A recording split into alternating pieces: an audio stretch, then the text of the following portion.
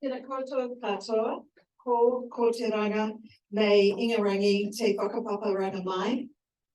Engari ko Wanganui a Tara te whenua hapu, tupu, ko Mahakiro te kainga, e kai whakahaere matua o I predator-free Hauraki Coromandel, ko Jude Houston o tēnā tātou katoa.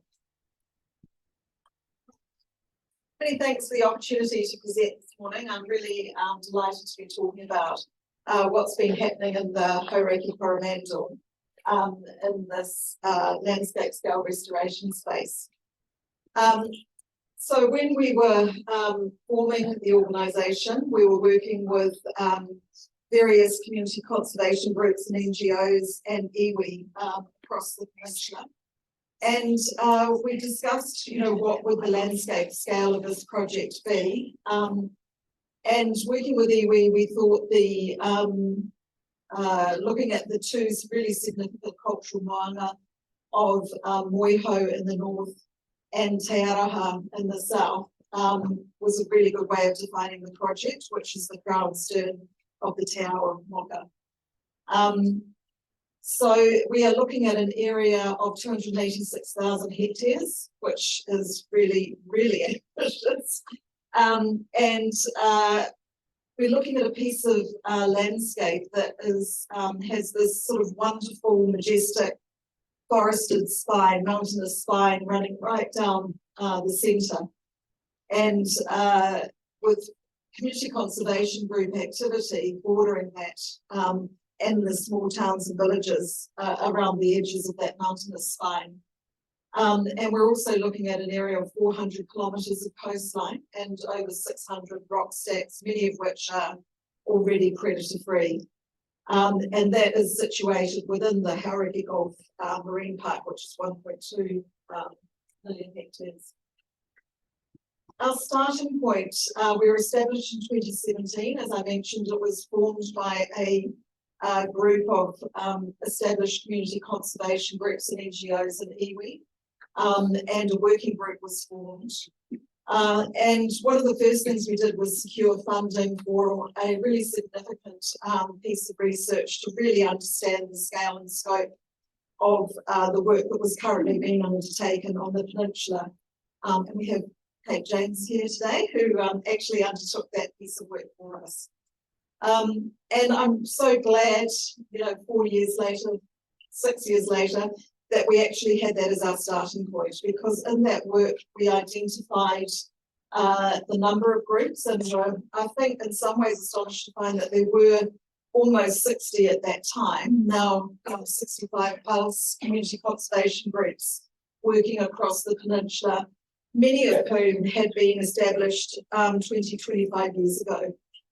So there has been a long history of conservation work on the Coromandel, and some really significant expertise and innovation that's been undertaken in predator control and species protection over that time.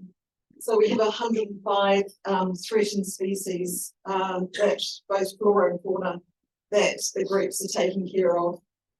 Many have a very Kiwi-centric focus, and the work that's been undertaken with that particular species is see the Coromandel now looking at a species that's no longer in decline.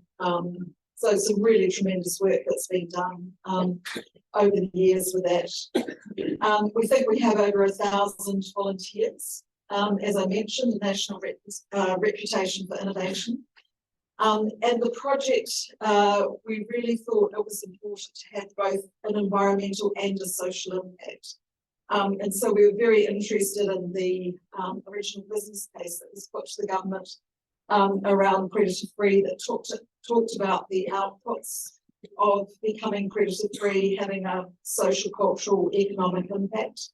And I think one of the sort of epiphanies or game changers in our thinking from the start was, how do we actually design a program where we're targeting those outcomes right up front in the project? So we're not just talking about an environmental or biodiversity impact, we're actually wanting to have a social and economic impact on the region as well through the programs that we're actually designing. And so these were our two founding documents. We developed a strategic plan through to 2030, which talked about how we might achieve some of the objectives and goals that we had. Back in 2017, we were hoping that by 2030, the Hauraki Coromandel would be well advanced to becoming predator-free. We're not an official predator-free 2050 project yet, but Coromandel and the Hauraki Coromandel is sort of considered a no-brainer in many respects for this, because of course we're surrounded by the predator-free island work that's been undertaken, and also some great work that's being done to the south of our region in the Kaimai region. And so just unpicking that, you know, we're talking about by investing in the social, human, natural and social capital across our region, that we will create green growth as well as having an impact on our biodiversity. We've identified 6 strategic outcomes, and beneath these we have targets and sort of proof points, I guess, to track our progress against them. First and foremost, we're looking to enhance our natural ecosystems, ensuring that they're protected and restored, and that we're working on resilience across the peninsula, which has become a very big word with what we have experienced this particular year there. We're interested in the connectivity with climate change and looking at carbon stored in our landscape, contributing to climate action. Te ao Māori and Mataranga Māori values are embraced and enhanced within our group, that our communities are empowered and connected, that physical health and mental well-being is enhanced, and that green growth is fostered as a result of the programs that we're implementing.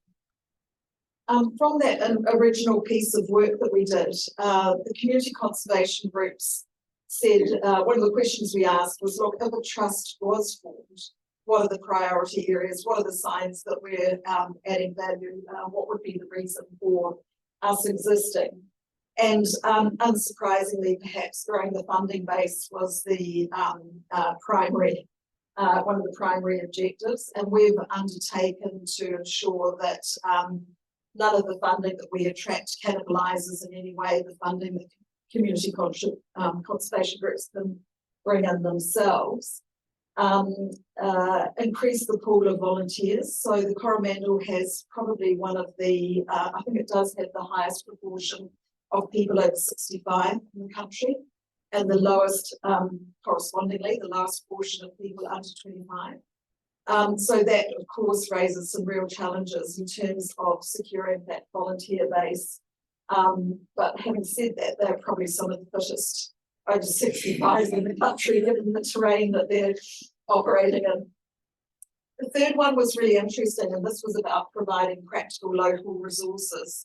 And I think this actually speaks to providing help on the ground. So the groups are sort of saying, great to have central resources, great to have webinars, learning online, attending workshops, but in actual fact, we want to have people to come to our place and help with our project and give us really specific tailored advice. And not just advice, we actually need people who can help cut a new track, you know, tackle that really steep slope, help carry in, you know, 10 DOC 200s.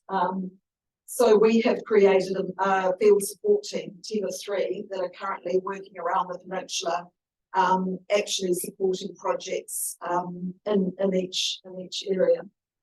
And then the final thing there was help with monitoring. So we're perhaps a little surprised to learn that less than 47% of groups that we interviewed were doing any kind of monitoring at all, including predator control monitoring.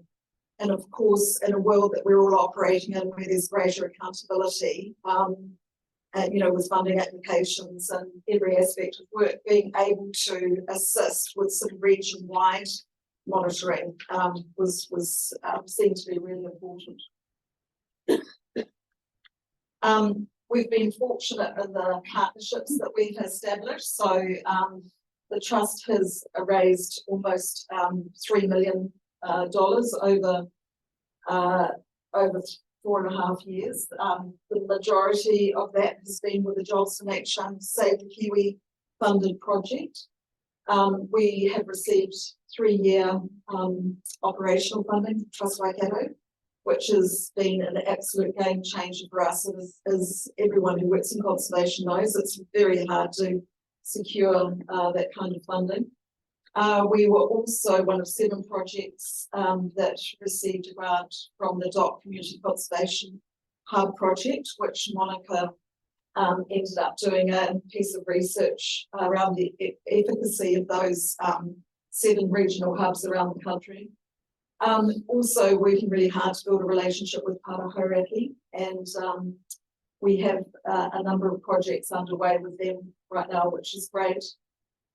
Regional council, local council relationships, of course, are really critical.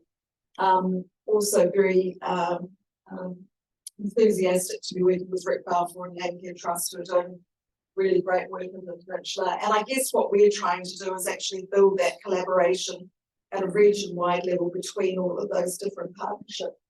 And I think it's fair to say that that has been a challenge up until now. But I think particularly with some of the recent changes at our local council level, things are looking really optimistic and positive, probably for the first time in a long time.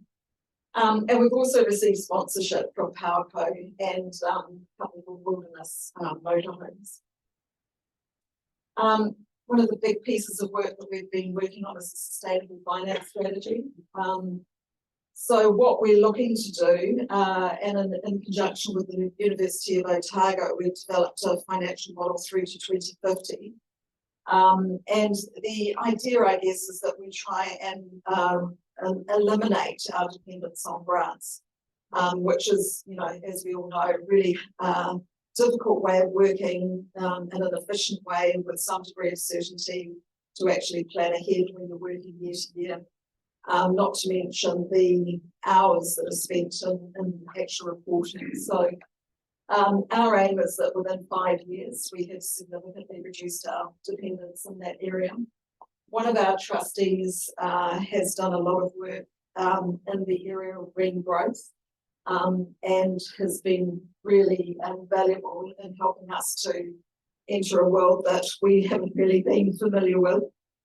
In terms of looking at different financial instruments to help achieve that. We've established a endowment fund. We're looking at the bequest area, and I've been told that a 1 million bequest has been made to the trust. And we're currently looking at the development of a resilience bond, which is in very early stages. But the idea of that is, with everything that the nation has experienced in the last 12 months, it's how do we create a revenue stream through the reforestation of areas of vulnerable land, you know, creating more stability and resilience. So a lot of work going into that particular area, which is also being supported by what we're doing at an operational level. We've split our project into 3 phases. So very much, I would say we're still in the establishment phase, starting to think about growth and expansion, but again, that's been set back slightly this year with some of the work that's had to be done in terms of restoration and cyclone recovery. In terms of the partnership with Biodiversity, a track building enterprise has been established in Thames. We've reworked the DOC 200s and have produced a trap building guide, but they've also produced in excess of 1,000 traps, and they're of a really fantastic quality and are available. I'm sure they've moved beyond our current needs and are looking to, you know, distributions out to a wider group. So, you know, that's been a really fantastic initiative. We're also they are holding cultural wānanga for our community conservation groups, in particular the ones that are associated with the Save the Kiwi project. But the intention of that is a real sort of cultural upskilling and understanding for people operating across the Coromandel. I think we've had 4 or 5 cultural wānanga now. And the most recent one, we had Charles Royal talking to us about muttering and holding.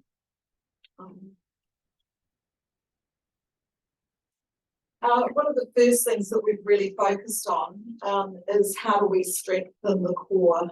In the piece of work foundation research that we did, there was, although the groups have been established for some time, there was a real sense of vulnerability, both in terms of sustaining effort, but also in terms of succession and leadership. So one of the core things that we needed to focus on to start with was just, how do we support those groups to become more resilient?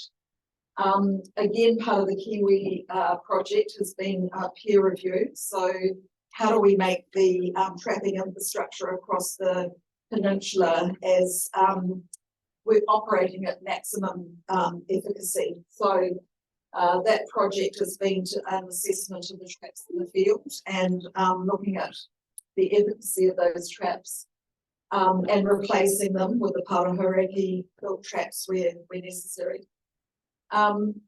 We've run several workshops and in the field trials on best practice predator control and have brought in experts from around the country. So the likes of Cam Speedy, John Bissell have run workshops for us.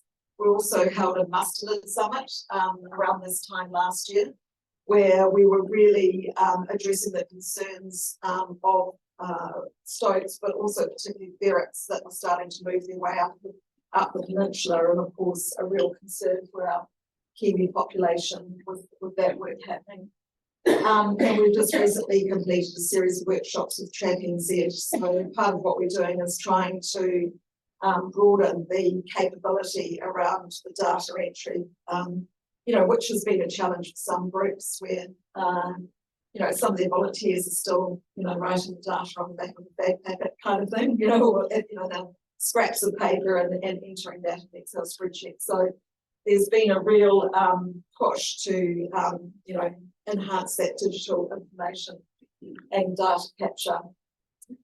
As I mentioned at the start, we've developed this field support team. So they're providing on-the-ground support. I think one of the interesting things with this, not so much for the more established groups, but for the ones that are starting or emerging, is, and they're receiving small $2,500 grants from Waikato Regional Council. The team are going in and actually helping groups get established. So helping them map their project, helping get the traps set out in the right way, cutting the track lines with them. So really just providing that leg up to kind of get started. In some cases, helping train their volunteers, managing their data, and actually doing some of that baseline monitoring right from the start. So before the traps get set out, actually doing 5-minute bird calls, bird counts, and establishing predator control baselines as well. We've also initiated as part of our project some region-wide baseline monitoring. So we're into the second year of a Kiwi Core monitor. And this has been such an exciting project, and a lot of our established groups have been doing their own Kiwi Core surveys for some time. This was a way to get a region-wide picture, and also as a way to connect and encourage volunteers who may not want to be doing the predator control work. So over 4 nights in the middle of winter, a very wet winter, we had 100 volunteers the first year and 80 volunteers this year out, participating in the survey. So really great to see that happening. And then we've just recently held our first Australasian bit of Matuku survey as well, and had 40 sites across the peninsula being monitored through that project. Also recently been working with WRC to understand what their Tier 1 monitoring program is looking like, and very keen to support that program with additional vegetation plot monitoring. And we'll be looking to initiate something like that in February next year. So just starting to build some region-wide assessments. It seems that there was a lot of monitoring work done in our region in the probably 70s and 80s. And since that time, the work has been sporadic. So getting some consistency of information across our region as a baseline is really important. And exciting to see that we are starting to, enter a growth phase. So where we're starting is looking at how do we expand around existing projects. And particularly with Kiwi, where projects have been so successful and you're starting to see Kiwi disperse, how can we increase the protection beyond the current project? And there's work going on in terms of establishing new projects. So both Rick and the team have been working with Maritoto down in the south of the peninsula. Whangamata Harbour Care is also established. Predator-free Waihi is getting underway, and there's been some great work in the Thames area, both in terms of backyard trapping groups and discussions around predator-free Thames. So it's really good to see that momentum really building. Probably what we're looking at now, and so very interested in the presentations that have happened this morning, is how do we map that activity that's happening across the peninsula and look at that data and that internet and sort of connectivity and broader corridors. So that's becoming a real focus for us in the next 6 months. But as I've been talking about, back in February, I think that Cyclone Gabriel wasn't the first event we had. It was the 5th major weather event we've had on the peninsula already. And that has continued. By April, I think we'd had our year's rainfall. And then, of course, last week we had another couple of days. And so the damage that's been done is really, really significant. And so, our field support team, so great to have them on board because they had to stop what they were doing and immediately go out and help groups with cyclone recovery work, and that's taken quite some time. Really interesting though how it was in very specific places. So 2 projects next to each other. One was completely hammered, the other one was fine.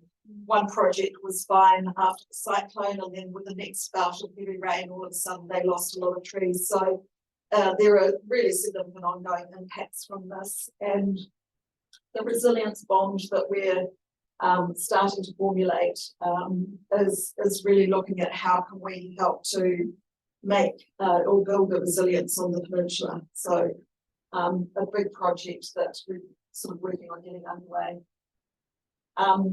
And just to give you a feeling for the scale of some of the work that's being done, unfortunately, the field team leader that we recruited actually has advanced chainsaw skills, so he came in very handy during the course of this last 12 months. So look, that's us and where the project's at. As I've said, we're very much at the stage of having established the trust, very focused on bringing in incremental revenue, and now starting to look at how we can strategically expand from where we are with the work that the groups have been doing. Thank you.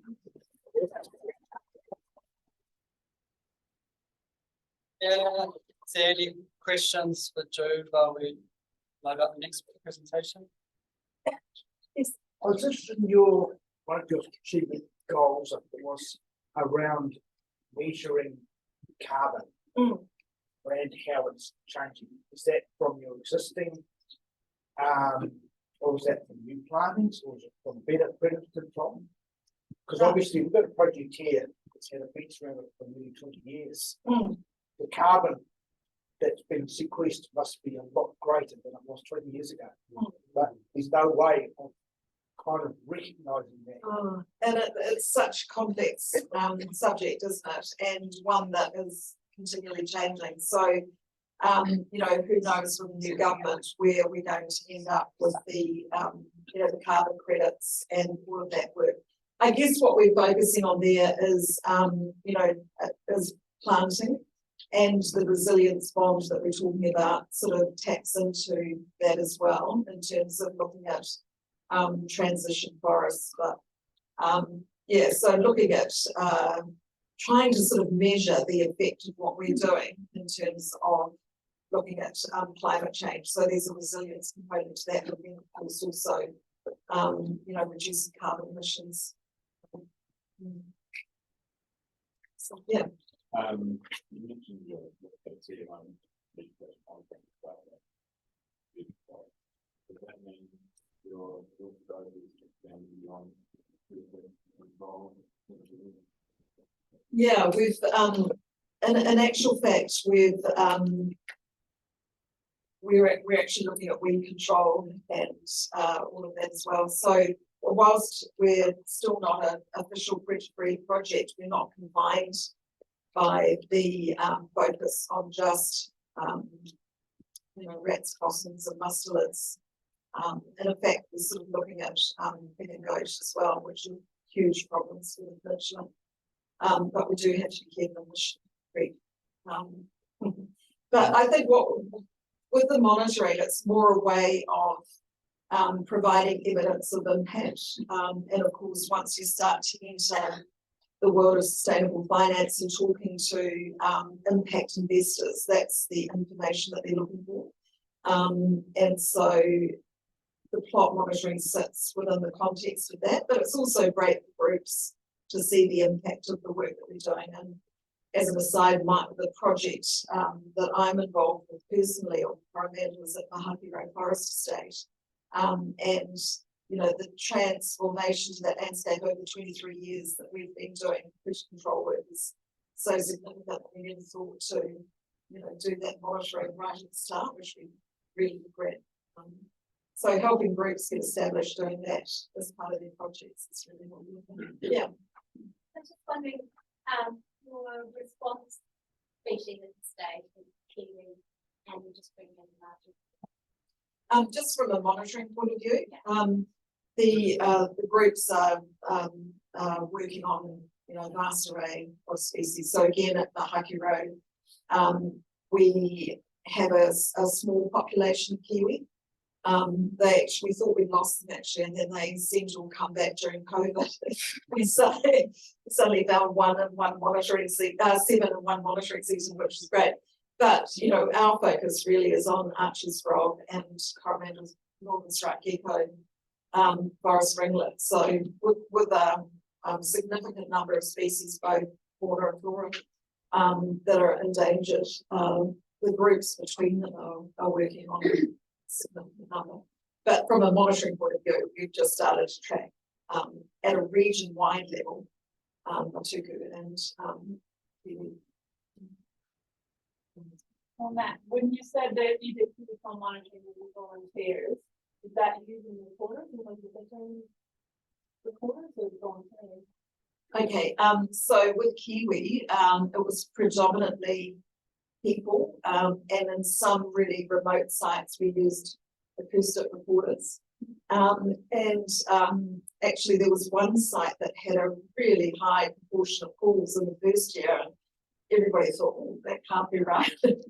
And so we put a monitor there the following year, and he absolutely was right. There were that many calls. And the same in Pauenui, actually. Someone had done that they had recorded a kiwi, which they're not, you know, they've been recorded there, they're not that far south, but sure enough, on social media, this kiwi popped up on someone's, you know, domestic security camera. So, yeah, so it's a combination of both. And then with Matuku, it was also people out, dawn and dusk, and also reporters in some areas. Yeah. Yeah. This is a mega project. It is, yes. We're talking about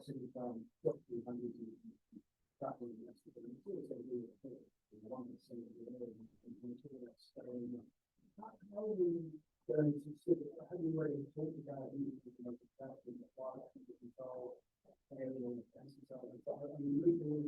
Yes, yeah, we are. Yes. Yeah. And you know, we talk about traps, but you know, bait's been significantly used as well. So all the tools in the toolbox are being used. We have in our strategic plan, we have I guess you would say a start of the 10 as to how we might operationally approach that. But until we become a official sort of predator-free project, that will be the time frame when a proper feasibility study will be undertaken as to how we will actually go about it. And a really significant part of becoming that project is, building that partnership with iwi. So, and because Coromandel has, or Hauraki has one of the more complex treaty settlements, that's still in the process. I think it's been signed, but it just hasn't moved through Parliament yet. So at the moment, what we're doing is, we're supporting community conservation and also looking at how do we broaden that base to people who currently are not engaged in nature. So part of what we're looking at is, how do we bring more people into conservation activity? And our first starting point has been to strengthen, make sure the existing groups remain viable, and supporting them and building growth through new groups cropping up. And then once that wider project comes in, then we will have the bigger plan in terms of how we're going to work across that region. So it's early days. Thanks so much.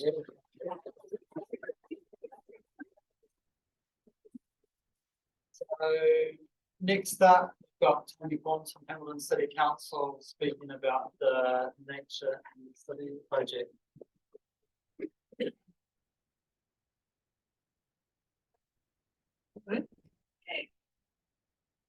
Okay. Tony Ingoa, no Masa Baingaroa, Okapana. So Nature and the City, its title speaks for itself about the program. Sweet. So the vision for the project for bringing nature into Hamilton Kirikiriroa, Nature Prize in Hamilton and Nature's us wherever we are. We're backed by policies, acts, you guys would know that, and also we've got strategies which link to each other within the council. So Nature in the City here for Manawa, Ora, open spaces, landscape. This is Hamilton. In 2007, urban restoration kind of started for research, and they looked at urban areas across New Zealand, and Hamilton was one of this kind of graph, which is bugger all the way through. So we're trying to change that. So we need the 10% vegetation cover in Kirikiriroa by 2050. We can totally do it. Direction is we need continuing investment, so money, staying the course, it's going to take time and we're going to keep on it. We need our community to help, we need the mana whenua, and all of us will benefit from having nature more around us. What does 10% look like? If I bowled over North Raratunga, I'll be able to have my land. I'm not allowed to, but it kind of gives you the scale of what. And we are probably about 2%. So yeah, a few hundred hectares to go. And the other thing is if we grow in size, the size we need changes as well. To give you kind of like a really rough how bad it is. So the green is Waikato regional layer. It's vegetation, it's not native vegetation, it's not necessarily forest vegetation. And so that's a 1K buffer on anything that's bigger than 1 hectare. And you can see that even in that, there's like patches where we've got nothing. And some research showed in Auckland, less than 10% forest cover in 1K of an urban area, you get a decrease in bird species abundance and bird species richness. So people just aren't even getting nature in their backyards as much as they should. We've divided the tasks between 3 kind of things, ecological, social, and community, and cultural. we're not developed in the cultural side. That needs a lot of conversations that, and even the social is still working on that one. Oh, I should say I haven't worked here that long, so any work that I talk about that people have done well, it's not me, it's around the place. So things on the go. So we've got one of our community restory happy people is starting up a schools program called Nature in the City. We've had some community like workshops over in the past. Recently there's been a wayfinding app, so that's app people can download to walk in our gullies and parks. It's linking the ecology of the area, but also the stories of the area. We're also looking at, we are redoing the gully guide, and so that'll be available next year. We're doing baseline surveys and again, collaboration with research. We are very lucky that Waikato is a centre for research in the urban space. So baseline surveys, just going over, we've got a few, mostly focused right now on the ecology, starting to develop indicators for the community. So vegetation surveys, we've got a group we're contracting to hopefully finish this off in a month. And it goes, so we're looking at the canopy cover across the city. So we actually know how close are we to this 10% cover goal. And you notice it's cover, it's not like developed ecosystems. Hopefully that's the next step when we do a co-developed plan. And they're looking at what weeds we also have. This will help us go set up a permanent plot network so that we can monitor over time. Just like Jude said, it's very important. And we're looking, they will also do restoration plans, not just for us, but then we can like have these areas where we can give to our community and say, you know, this is how we want to step through this, and give them information to help empower them with their journey. And also, like with this stuff, we kind of want to have a community map that we can share with the community. So what's there now, what could be there, if they wanted to look at their backyard, they can do things like that. We want to copy places like Otago and Christchurch that have done stuff like that. So much fun copying people. So we're looking at fauna, so fauna surveys. This is whole like the biodiversity monitoring side. So we're lucky that there has been projects like Hamilton Halo and Project Eco. Yep, thank you. So that they've done like multiple years of research. And so this is just a map of the bats. I think it's the most recent survey or combination of data. And obviously they're in the south, going along the river and through the gullies mostly. We're looking at doing eDNA surveys of the giant kokopoo. Thankfully with eDNA surveys you get to see a whole bunch of other stuff too. And we're also looking at skinks, which is a bit harder to try and figure out a good monitoring, because zero doesn't mean zero when you go survey some of these places. And also they're very cryptic, and there's potentially only a couple of spots that have ornate skinks, so Portland's and Hammond. This is me pondering the challenges, so it's not a true representation. There's been no research into this. It's just me looking at the picture. So as most people have said, the challenges and the opportunities pretty much are the same. So going into a bit more, the people. So we do have a bit of a problem with some vegetation destruction. It's not necessarily like how socio-economic, it's not the poor people doing the destruction necessarily. Sometimes the rich people want their view, and so they bolt down stuff so they can see what they want to see. And then there's land encroachment. In my backyard, there's still people around the place that think seeing through the forest is a great look. Weeds and pet ownership, there's always stuff coming in. On the flip side, I put a population density and the opportunities, because more people, more money. So hopefully more opportunity for private money to come in and help restore. We've got amazing people who've been restoring for decades in the city. Like some of their places are so wonderful, and hopefully these are like helpful little biodiversity islands that we can help spread stuff. Again, also volunteer groups, community groups, they've been going at it and they've been doing so well over so many years. Hopefully we can just support them, hopefully as a program. Schools are keen to get more restoration in their education. And Hamilton, Kirikoroa has a long history of people living there. So there's a lot of history, a lot of story, a lot of information with that way too. Challenges, I had to be careful on this one, I'm still getting used to this. So there is, even within councils, challenges and opportunities. So nature in the cities, the strategy's only been around 2 years. It's not integrated into everything that we do. It's, there's rules that are pretty much call them anti-ecology, like, you know, light levels of bats, and it's like, it must be like this, but it's like, that's not good for us. Money, it used to be the same size, but that's kind of probably good, the opportunity is the same. So money is kind of a challenge, and so opportunity, we are as a council putting quite a bit of money towards it, more than other councils, like the next district councils are.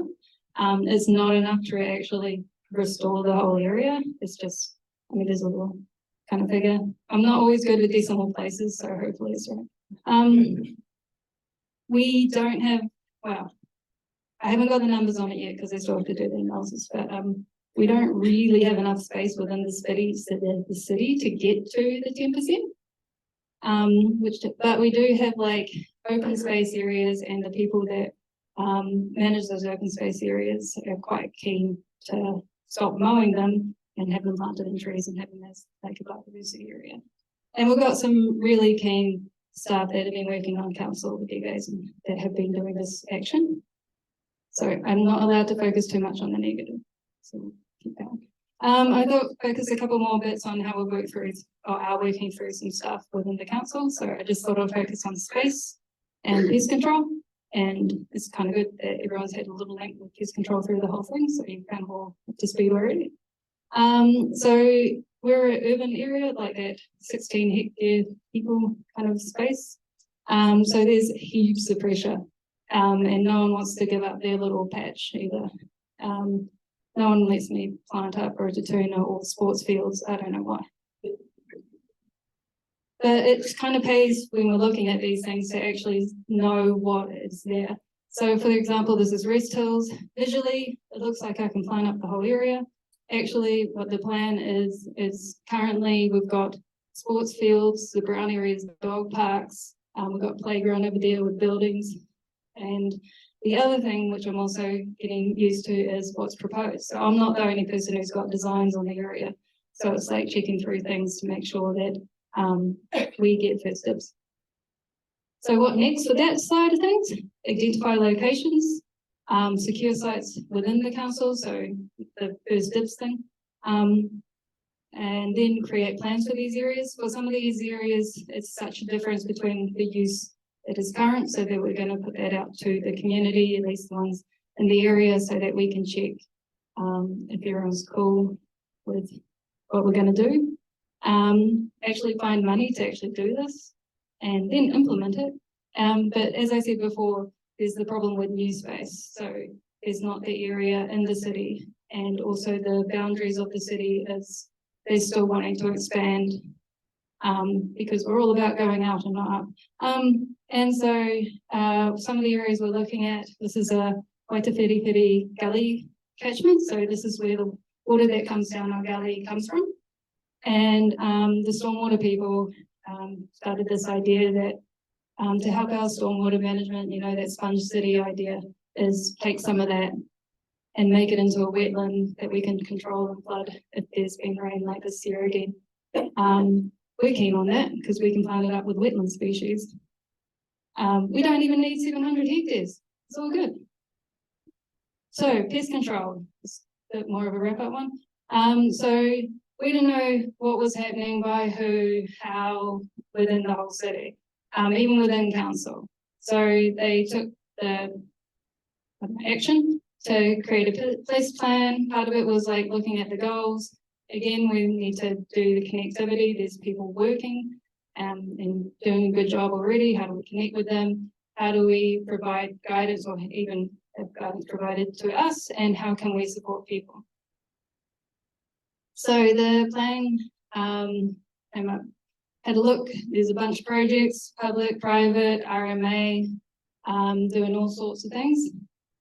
This is again like Trap NZ and Hamilton predator-free data of households, what that put up the data. It's come up with some goals, but the main thing is we don't have enough vegetation to actually support the fauna species, so we have to keep working on that. But the goals are having the kiriru and the bellbird actually nest in the city. We still have no evidence that they nest in the city. We have evidence they visit. Support the bat population. Again, we're not guaranteed that, you know, at our current rate, we're going to keep our bat population. Right, got to be positive. Okay, we've got a couple of sites where there's like ornate skink or potentially ornate skink, so clawlands that's been found, and potentially Hammond bush is another possibility. Having overall biodiversity outcome of increased vegetation because of less seed predation, less vegetation predation from controlling pests. And then there's Waipakariki, the flagship restoration project of Hamilton, and having pest control there as well. Here's the map of the sites that they suggest. As you can see, it flows out of the city because with this whole landscape scale stuff, and we all know the birds and bats and many of our, even our plant species, like living one place and then moving to the next place. And so we've got to protect what's in the city, we have to look also what's out the city. And this goes back to the connectivity thing. So the people that are currently doing good work and the people that have connected areas to us, and already looking into this, already doing stuff, and we need to support that. So what we're looking at, developing the goals into projects so we can socialize those, having consistent methods. We're not even consistent in-house with our methods, so it's trying to get that done. So and so that we can advise when there is like development and they have to do pest control. This is the way we need you to do it to actually support ecological outcomes. This comes also with the health and safety side of it. Having that biodiversity monitoring as well as the pest monitoring when we do projects, help with education, and help people find funding or support funding. I still don't know how this works. So yeah, but again, got to keep looking at the positive. So we're all doing this for a reason, and hopefully we can encourage our plant and animal and fauna into the city, and also have it in areas where people visit and live, and so they can do what bush to birds, you know, have animals come into the city, and it's just normal. That'd be great. That is me. Thank you.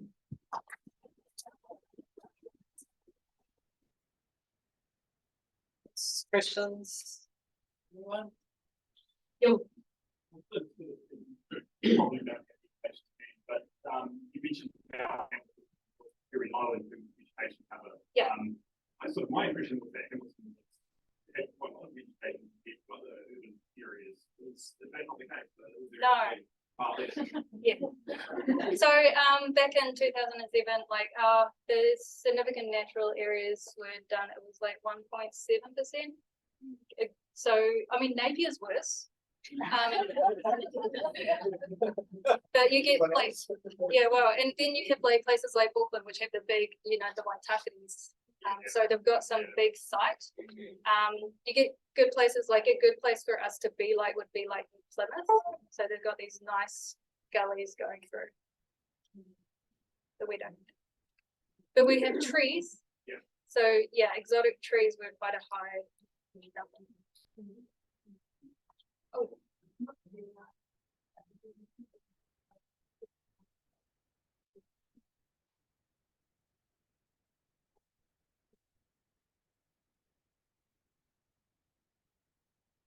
Oh, right, the weeds. Yeah, if you're controlling the also maintain. Yeah, like we are having internal discussions about how we'd manage that, because it does, yeah, like having any sort of canopy cover helps like boost and also means you plant less species. So it's kind of side by side sometimes, and that's when the restoration plans can kind of help as well. It's kind of so for example, we're looking at the Manganua, we kept some privet canopy just because otherwise we would go back down to bare, well, blackberry is what it would be. And it's like, well, it's easier to manage a privet canopy than a full gully of blackberry.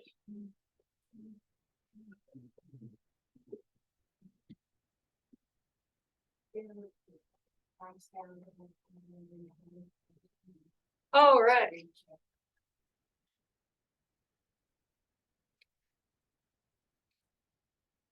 I mean, the monitoring of the fauna, I don't think we've set an end date for when we'd stop monitoring. We're gonna, depending on the monitoring, some will be yearly, some will be every 5 years or things like that. So essentially all our monitoring's set up, so it's, you know, it hits, we get funding from the council to do the monitoring every that time, and we haven't put a stop here. We haven't put like a success kind of, you know, when we're successful kind of link to projects or anything yet either for the fauna stuff. So I don't know, like one of the things we look at with the pest plan is how do we link this baseline fauna monitoring we're doing with the pest plan goal, you know, project objectives, and when, you know, that's been hit. Does that answer this? Kind of. We'll have lunch, you can talk. Yeah. I just have a question about your monitoring of vegetation. Yes. I'm involved in the conservation group. It might be a practical question with the one in my district council, you know, involved in a group that's in the Waikato, and we don't really know where to go to get any of these surveys done. Is it something that the council does? Like in your instance, when you're doing it yourself, do you really think it just do it? Because we've got this strategy, this program, we operate a little bit differently to the other councils on what we are allowed to do. We are trying to align with what regional's doing as well, because they're setting up monitoring as well. So I don't know what they'll be doing in your area on that for. So the Waikato region is going to again do plots around the place. We're getting contractors to do it. Hopefully, well, if we can buff it out, we're going to see if we can also connect with the Waikato Uni to get maybe some students on it as well. You know, the cheaper we can make it, the more plots we can have. But also we have to keep in mind remeasurement in like 10 years time and stuff as well. I've got a suggestion, Bruce, to pop up. So I think you've got a making for great story for the next TV series. It's in the main nature of the city. You see like a TV series of some digital housewives and I'll talk to our community people and see what can be done. We're good. Thanks, Kylie.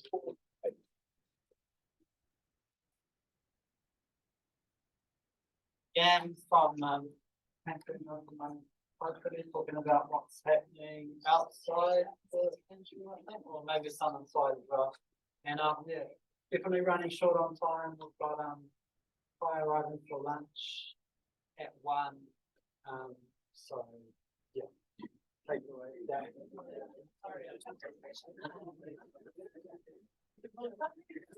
Yeah, kia ora everyone, I'll try and keep it short. If I know mai, ui te taha o te awa o Kirikiriroa. E raro i te maru o te maunga Pirongia, he uri aho, no Scotland, no Tema, ki te noho o Hutu, called Dan Howie.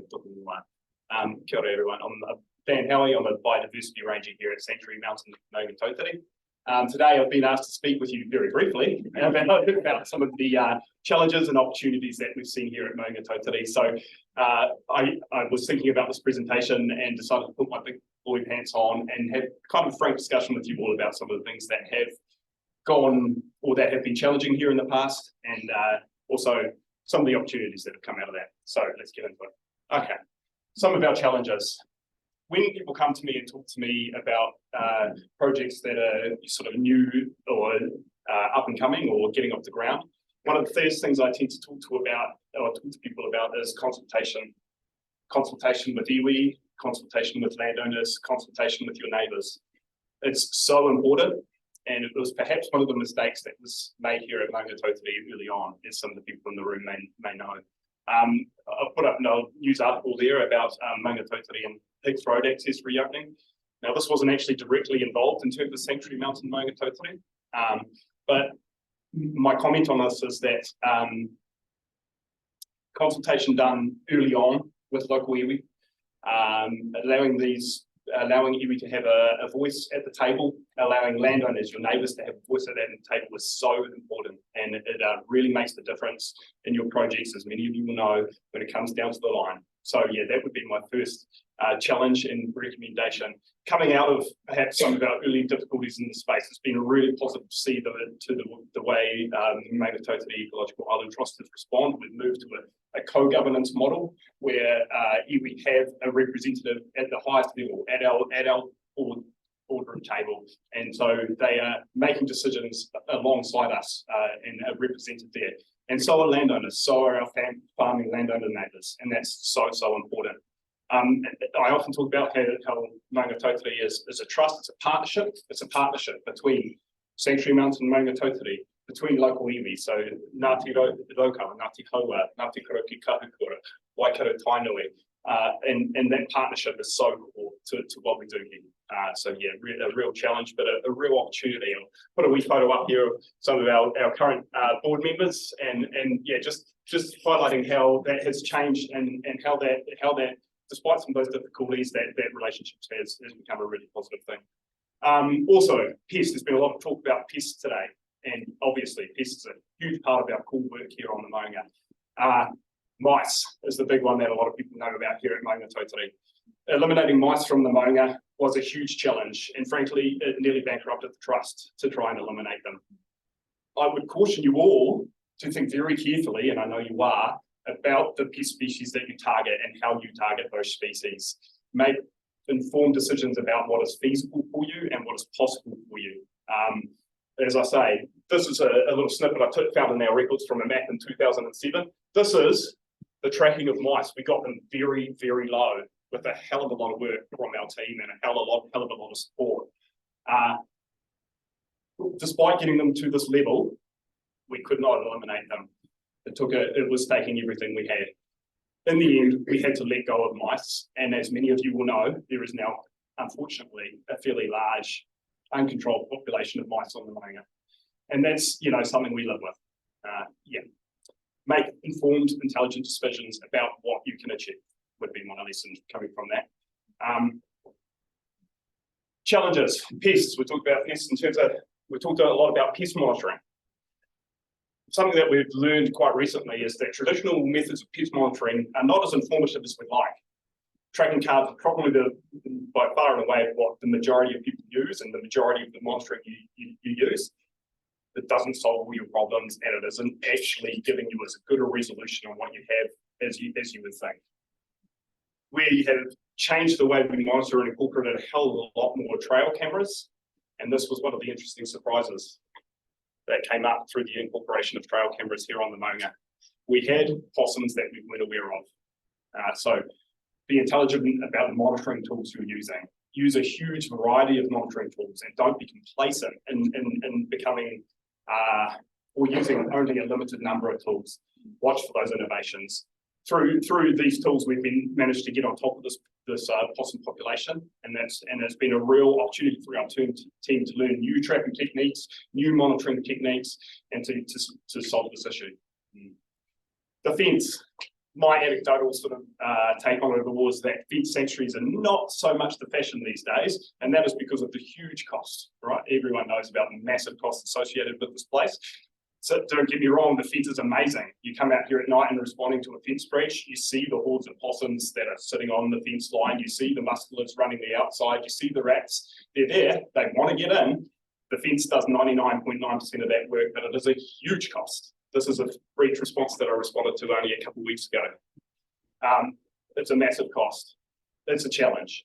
Yeah. So when looking at solutions to keeping yourself pest free, such as fence, be really careful about, and once again, I feel like you all know these things, but be really careful about what is achievable for you and your organisation long term. Yeah. Yeah. There's also been some real learnings with simplifying the fence, and I go around to some of the newer sanctuaries, and I'm so jealous. You know, there's been some real developments in the excluded pest-proof fencing that have made it a hell of a lot easier. And yeah, we are slowly upgrading our fence and changing that fence design to make repair, fixes much easier in the long term. Yeah, cool. Restoration.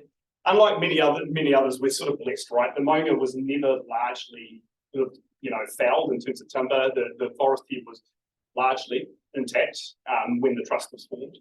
However, it's not all perfect. There's areas of the Maunga that are very much still being restored or that are still regenerating. There's an area which is not greatly known, doesn't have a great name. I really want to change the name. Out in the southwest, that's called that we call the gorse net within the team. You can imagine why we call it the gorse net. There's a picture here which hasn't really come up brilliantly on the presentation, but this is some work our team has done in identifying all of the invasive pest plant species in that section of the mountain. There's a lot in there, and that's certainly not comprehensive. That's what we know of so far. So yeah, restoring these spaces is a real challenge, and there's there has been a lot to be learned in that space for us. Traditionally, what we're doing is what I think a lot of people have done in the past, which is a hell lot of the spraying, a hell lot of the hand removing, and bulldozing basically these pest plant species. That's changed in recent years, and first of all, I really acknowledge the work that was done by our awesome volunteers teams, by our staff doing that. But as many of you know, the trend has changed in this area, and now where we've moved to is infill planting spaces with native species, and trying to control around those species and encourage them to form a nursery canopy to shade out those invasives. And this takes time and it takes faith. And it's not an easy story to sell, but that is having my opinion is that is having a far greater impact in the long term than us pouring a whole lot of herbicides into the place and continuing to attack it. Other restoration challenges and opportunities. Kiwi. So Maunga Tautari is the kohanga site for the brown kiwi western taxa. So in a very brief, Save the Kiwi has been working in conjunction with Sanctuary Mountain Maunga Tautari to bring kiwi from areas throughout the Waikato, Taranaki, King Country area. Eggs are lifted, raised at places such as the Wainaki nursery, and then were brought here to the Maunga. The idea being that we could form a population that was genetically diverse, robust and healthy, and so that when these sites, when predator control was done at external sites, kiwi could be returned with the idea of reversing that decline of kiwi. This is great. This is all great work, and it's been very successful here. Too successful. We're actually further ahead in terms of kiwi population than was projected when this whole project began. So now we're in the interesting situation of having to find a place for these kiwi to go to ensure that we do not exceed carrying capacity here at Maunga Tautari. So this is a real challenge. This is obviously a cost and requires a hell of a lot of work between Save the Kiwi and Sanctuary Mountain and Maunga Tautari. But it's also a really huge opportunity. This is it was in the media, but this is some of the images that come away from the big kiwi translocation last year. And one of the real positives that's come out of this is the real strengthening of the bond between Ngāti Karoki Kahukura and iwi from Taranaki. I didn't have names here and I've lost my list. But iwi involved at the other end where these kiwis have been taken to, such as Capital Kiwi Project, things like that. Yeah, so that's a real challenge, but also a real opportunity. Hihi. Hihi are a species that have also been translocated here in the Maunga, and as anyone who's dealt with hihi will know, hihi are hard. Hihi are really hard. They're amazing birds. They're beautiful. But we are in a position like many sanctuaries where our population is steady or perhaps declining, and that's difficult. We have ongoing conversations with the Hihi Recovery Group, and we are certainly not the only sanctuary in this situation. In fact, there's only one other sanctuary in New Zealand apart from Turimatangi where hihi are growing in terms of population. But there's a lot of questions to be answered there, and there's a lot of challenges in that space. This also creates opportunities. We're seeking research funding currently to have a person try and answer this question here at Maunga Tautari and understand. And I've got a lot of theories, and we've all got a lot of theories, but the situation is tough. Kaka. Kaka are going great guns here at Maunga Tautari. We've had many kaka translocated here. I was standing out in the cow park waving people in, and there's a whole bunch of the cheeky ones flying over here. You know, they're doing great guns, but it's an interesting thing for community involvement. You get real mixed opinions on kaka, and we do hear about them a lot. Kaka go to all of our neighbouring, my father lives in Arapuni, which is just 10 minutes down the road, and they absolutely terrorise the place. They tear apart everyone's fruit trees, they destroy any sort of plantation. If you've got an orchard, they're your enemy, right? Kaka have create a lot of, conflict isn't the word, but they create tension, you know? They're intelligent birds and they can do a hell of a lot of damage. So it's an interesting one. It's also a really great opportunity for us to engage with our community though. And we get to have lots of really positive, sometimes a little bit tense conversations about, yes, this is why they're doing what they're doing. And this is, you know, some of the outcomes that we see as a result of all the work that's gone on at Maunga Tautari, right? And yes, there was a whole lot of allusions to this earlier in the day. Kakapo has been dominating our work recently, and this is a real positive story for us, but also a huge challenge, as everyone knows. I think everyone's heard the stories, basically. Kakapo have been brought here to Maunga in July of this year and also in September of this year. And it's involved a hell of a lot of fundraising and a hell of a work to monitor these birds and to keep them in the sanctuary, frankly.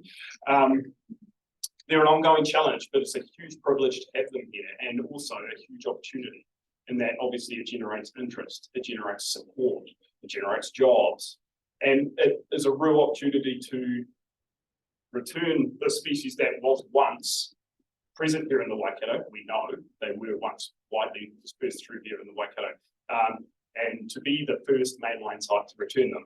But there's a whole lot of challenges associated with that. Cool. And of course, the biggest challenge, and I've sort of put this map up and it's not brilliantly labelled, but I've sort of done it just to, and this is why the work of all of our colleagues here today, and I really thought it was great to hear, you know, all the talk about, you know, bush to birds, tail to tail, amazing. This is us. The green desert, you know, is the term that we use, you know, it's, you know, we're very isolated here. There is no connectivity or very little connectivity between us and sort of significant surrounding natural landscapes. So that's a real challenge for us. Yeah, it's an amazing opportunity, and this is why this collaboration between the groups here in our region is so important, and it really is genuinely important to us. Don't get me wrong, there's plenty of challenges in that space too. Being isolated is also an opportunity to us. Translocations of some of these very particular species only happened here because of our isolation. We've seen it in other sanctuaries where species are translocated to those sanctuaries and then they just migrate out to where all the pests are, right? So that is an opportunity, but it's also a significant challenge because with my ecologist hat on, we need those corridors, we need that gene flow. And, you know, with my human hat on, you know, we need connection between these spaces for them to be meaningful wild spaces. Otherwise, you know, they're just little pockets. Yeah. So that's a huge challenge. Yeah. Right, and outcomes. I have tried to keep it very brief because I'm aware we're running out of time, and I could talk to you, I'd love to talk to you off about all the amazing things that have had to go on here and all the amazing work. But you know, there's been many species which have been translocated here. There's relic populations which have recovered here, things like the Hotchkiss frog. Involvement of community, volunteers. A huge amount of education of our young people, our tamariki goes on in this space, and that is massively important. I'm always talking about how we need that next generation of eco-warriors. It doesn't matter if I do it, if the next generation aren't doing it. Someone said it earlier, it's not about me, it's not about my kids, it's about their kids, right? So we have to keep that fight. We have to keep getting people involved. So that's a huge outcome opportunity for us. And lots of our amazing species that have been translocated here, you talked about robins, numerous out there. Saddleback translocated here, absolutely going off out there. But I don't need to spend my time talking about all of the successes. Like I say, I want to put my big boy pants on and talk about some of the challenges we've had here today. I forgot to put in my wee slide thanking all of our sponsors, which I feel like I'm sort of remiss looking at all of the other presentations. So, major sponsors, a huge thank you to our major sponsors, Department of Conservation, Waipā District Council, Waikato Regional Council, we couldn't do it without the support of you guys, and you know, you all know how much you put into this place. And there are many smaller sponsors and associated groups who have been involved. I really wanted to go back to that first point, which I kind of skipped over because I'm short on time and I've got 1 minute. This is a partnership, and this place would not have, that's the theme I've sort of heard today, and I would love to hear it. I really do not like this discourse where farmers and conservation are at opposite ends of the spectrum. Someone said it earlier, all of our neighbours are really passionate people who really care about their land, you know.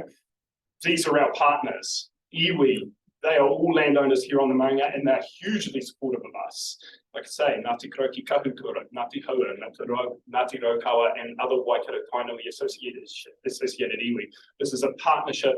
You can't do this work without your partners. Like I said, get it right from the start, treat them well, keep banging that drum. They're so important. Thanks.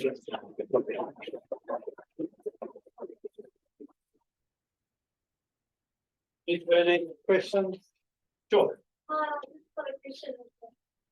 Something helpful comment. I saw a photograph in the local photographer without a magazine of a pork patty in the house.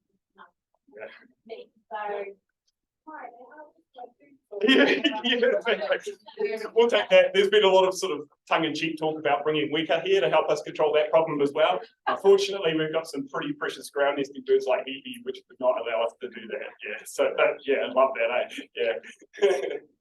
I just wanted to say congratulations.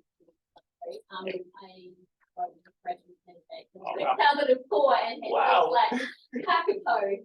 Yeah. Life has been driven on this mountain.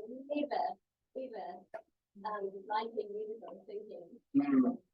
So, you know, it's a real hope project. Kia ora, kia ora. I'll say thank you. Of course, it's not my work. You know, I'm only a small part, but yeah, thank you so much. And yeah, well, thank you. Yeah. Your picture is very good. What you do in the whole project. I think you need to get on a film that's available on the website. Thank The you. lecture. Cheers. Thank you so It much. really will inspire. Yeah, cheers. Thank you. Yeah. Thank Any you. other comments? Cheers, thank you.